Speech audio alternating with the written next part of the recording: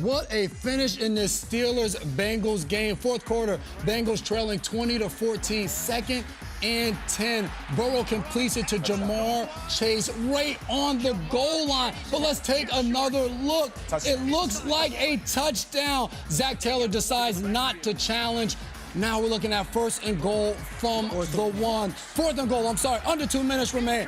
Burrow looking for Chase again, back of the end zone. Chase, frustrated, says, Witherspoon, may I borrow your mouthpiece, please? But that leads to a taunting call, backing them up. And you'll see right here, TJ Watt getting after Burrow, but gets an illegal use, hands of the face, but more importantly, walking off with an injury. That pec is not looking good. Burrow finds Chase, second and goal for a touchdown, tying the game up.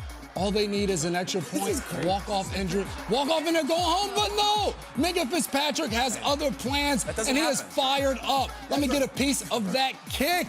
Sorry, we're going to overtime. Somebody's at Buffalo Wild Wings and they're just hitting that little button. Yeah. We want more football. Here we go, another chance to win the game. McPherson, wide left.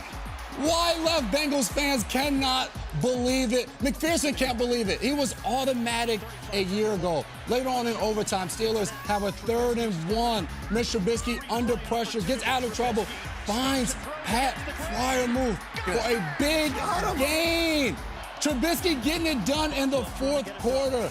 5 plays later, 5 seconds left. After missing an earlier field goal, Chris Boswell from 53 is good. The Steelers win 23-20.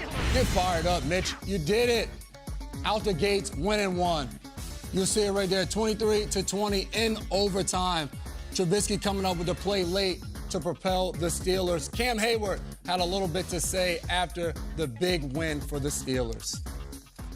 Man, we got to get healthy, but, man, it's a group win. It's a team win. We work together. We played 60 minutes plus. We wanted to win it from the get-go. It never changed. It never faltered. Was it perfect? No.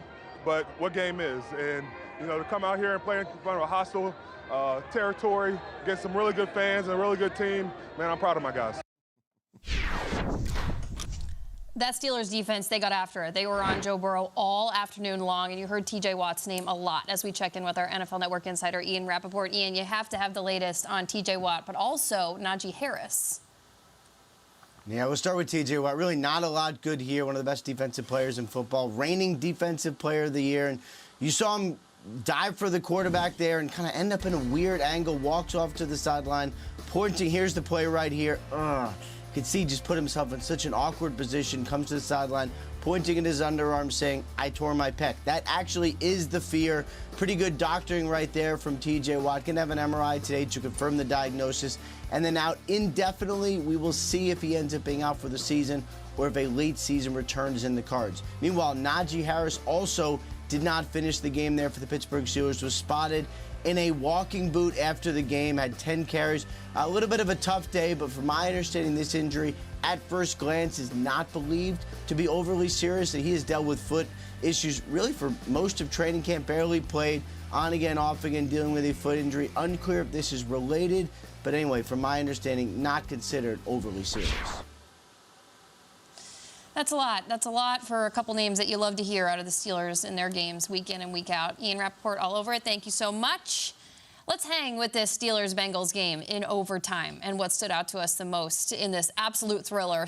Unforeseen things happen to people like Evan McPherson, which never should happen to, I mean, I still can't believe Fitzpatrick blocked that extra point. Seriously. We were saying it doesn't happen. No. And stupid Madden things, that doesn't happen. Look, there's a million ways to go with this. Obviously, the headline is TJ Watt, and if he is out for the season, that's devastating to what they do. But I'm going to actually zag a little bit here. I'm going to go look at Trubisky. We've talked so much about what they need to do. He pretty much did it. Mitch was just fine. He didn't do a terrible interception. He didn't have a huge turnover. He had a couple big throws late. But I do have to just throw this. Let me just sprinkle this out there. Very limited. The defense is playing the game of the century against Joe Burrow, and the Steelers' offense was just spinning their tires and spinning their tires. You'd like to win that game by 3 touchdowns if they're going to have 5 turnovers. Just let me say, if Watt is out and they need more offense, the Pickett thing is just out there. Not now, but it's what we do after week 1. This is an amazing catch, Deontay Johnson, but Trubisky's going to have to do more as we move forward with this Steelers team, especially with Watt out. And if he doesn't, He's going to have to sit. Especially Harris is out too, right? Like if we lose Najee, that's gonna be... Oh, it's no big deal. Everyone says it's no big deal. I think it's a big deal. I think he didn't play barely a game. He's writhing on the ground. It's not encouraging. Yeah. I look at the Bengals side of this. You know, after being sacked, 70 times last year, Joe Burrow, 70 times, franchise record. They're like, we're revamping the offensive line. Yeah. We're getting all our 4 new offensive linemen. Lyle Collins, Alex Kappa, Ted Karras. They draft the rookie. And I watched yesterday. It's the same old thing. Burrow's running like a chicken with his head cut off. He's getting sacked everywhere. He got hit 11 times. He got sacked 7 times. Burrow didn't look great yesterday. I know he almost pulled a rabbit out of his hat, and that would have been an awesome story and the classic Joe Cool, but like when you lose and you're sacked 7 times after you spent $1 billion in the offseason on the offensive line, I don't know, that's worrisome. We could talk T.J. Watt and Najee Harris all day long. To me, I came out of this thing. Bengals were defending AFC champions at home against an arch rival, and they came out slow. They got beat up in the trenches, and at no point in the first half did I feel like they were coming to actually win this thing, let alone this thing, the AFC. This offensive line, no excuses anymore. Remember, you are the hunted. You're not the hunters. We can't just look over this and say, woohoo, small market team. Let's just rally around them and let's get the views. Like, no, now it's like, no, guys, you're the hunted. You have to go protect Joe Burrow. On one, and like you said, the offensive line, Joe Burrow's under pressure. 5 turnovers. Somehow, they still found themselves in a position to win the game. Specialists have to be special. That's the way we like to describe him. Clark Harris. Who the heck is Clark Harris? Well, he's a Rutgers grad. He is. We won't get into that. He's been there year 14. Long snapper. Long snapper. Gets injured in the game and isn't able to continue to snap. Mitchell Wilcox, the 3rd-string tight end, is forced into long snapping duties. And both these kicks at the end of the game, one snap was slow, the other one was too high. Kick gets blocked, kick wide to the left.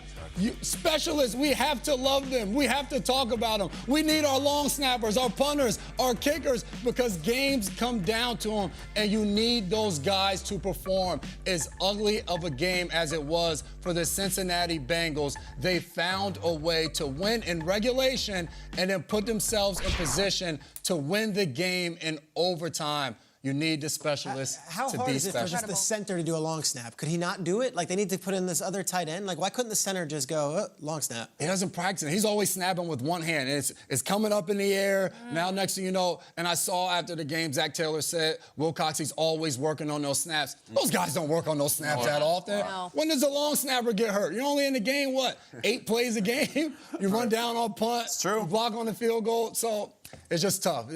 No one's going to blame Wilcox. I mean, you get thrown into the fire there, trying to snap, games on the line, a lot of nerves, a lot of stuff going It's incredible the ripple effect that can have, though, on the end of the game, but also just those 2 kicks. But that instance with a long snapper going down, it was one of a billion things that happened to the Cincinnati Bengals on Sunday afternoon.